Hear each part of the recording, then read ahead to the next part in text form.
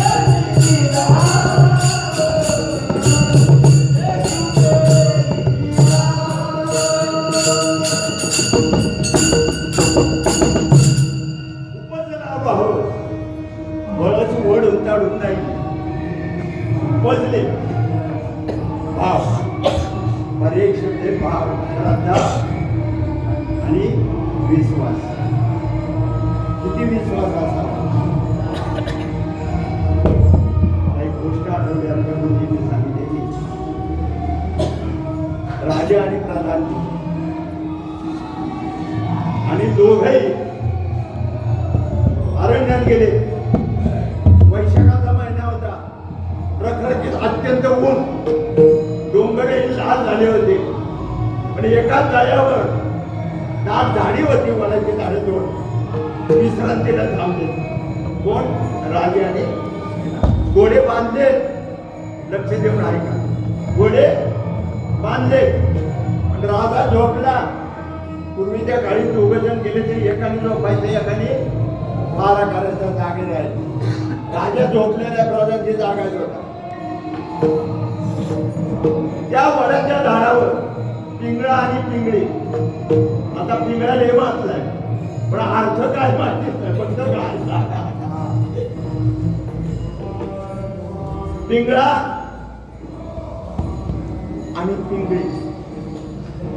तर तो पिंगळा विचारतोय काय तळ आहे, झाडी आहे, किती ऊन वाढले पण तळ्याला पाणी नाही. तळ्याला इथं जर पाणी असतं तर कुणी वाटसरू पांचत पाणी पिईल आणि सांगत, तर पाणी नाही. तेव्हा ती पिंगळी काय म्हणते त्या पिंगळ्याला, पाणी येईल, पाणी आहे, तर त्या राजाचा शिरच्छेद करून त्याचं जर कान तळ्यात टाकलं पाहिजे. तळ्याला पाणी येईल कोण, पिंगळी सांगते. पिंगळा परत संवाद करतोय, तळ्याला पाणी येईल पण राजा जाईल त्याचे काय.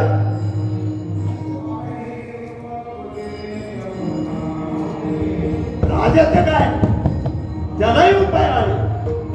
काय उपाय आहे? उपाय त्या पूर्व बाजूला एका कोपऱ्यात एक वनस्पती, ती वनस्पती आणायची आणि त्या राजाच्या शरीराला लावायची. राजा परत आयुर्वेद शास्त्र. परंतु यांनी ते खरं करण्यासाठी स्वतःचं पोट कापलं. तलवार घेतली, प्राधान्य स्वतः. राजा झोपलेला आहे, पोट कापलं, तलवार मारली आणि ती वनस्पती होती ती लावली पोट. मग आपल्याला करायला काय हरकत नाही. आता ज्या अर्थी माझी करंगळी जोडली गेली त्या अर्थी मला करायला काय. त्याने अगोदर प्रयोग केला आपल्या स्वतःवर. आपल्याला हित करायचं आपल्या राज्याचं. हे कोण करते? प्रधानजी. आता राजा झोपलेला आहे गाढ एकदम. राजाचा प्रधानजीवर पूर्ण विश्वास, म्हणून तो झोपला. विश्वास झोपला तर झोपलेला आहे. आता प्रधानजी आला, तलवार काढली, पवित्र्यात उभा राहिला, तलवार काढली आणि त्याच्या शिरावर ठेवला. तेवढ्यात राजाने डोळे उघडले. कल्पना करा आता राजाच्या मनात काय आलं असेल. सुबुद्धी आली का दुर्बुद्धी आली, आपल्या त्याच विषयावर आहे. काय आलं असेल, आपत्ती झालं आपल्या मनात काय आला, आपण विचार करायचा. हे असं काय करतोय प्रधानजी, माझा सेवक आणि माझ्यावरच उठलाय, म्हणजे याला राज्य करायचं असेल आणि माझी पत्नी राणी त्याला मिळवायची असेल म्हणून मला जो मारण्याचा कट्टर नाही याचा आपल्या मनात आला असतो. पण राजाच्या मनात ते आलं नाही. राजाच्या मनात सद्विद्या होती, बुद्धी होती. त्याच्या मनात आलं प्रधानजीवर पूर्ण विश्वास. प्रधानजी जे करील ते माझ्याच हिताचं असेल. मला जरी मारलं तरी ते माझ्या हिताचं असेल, असा राजाचा प्रधानजीवर विश्वास. राजाने परत डोळे लागले, तेवढ्यात काम केलं त्यांनी. आणि ते नंतर राखलं, तळ्याला पाणी आलं, ती वनस्पती आणली, राजाच्या शिराला लावली, राजा परत झाला. विठ्ठल विठ्ठल.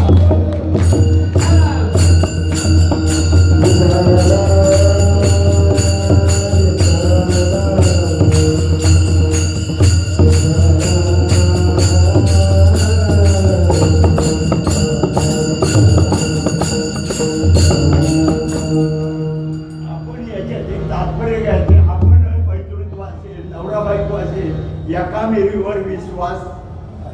आपला माणूस आहे ना, आपल्या माणसावर जर आपण अविश्वास दाखवला जमणार कसं. आपला मानायचा त्याच्यावर नवरा बायकोवर विश्वास ठेवत आणि बायको नवऱ्यावर विश्वास होत नाही. विश्वायचं कुठं? राजाने जोडपलं, आपलं राजाने चढलं, पावसाने जोडपलं, नवऱ्याने मारलं. फिर्याद न्यायची कुठे? न्यायची कुठे फिर्याद? इथं आपली सद्बुद्धी, सद्विद्या, एका मिरीवर पूर्ण विश्वास. झाला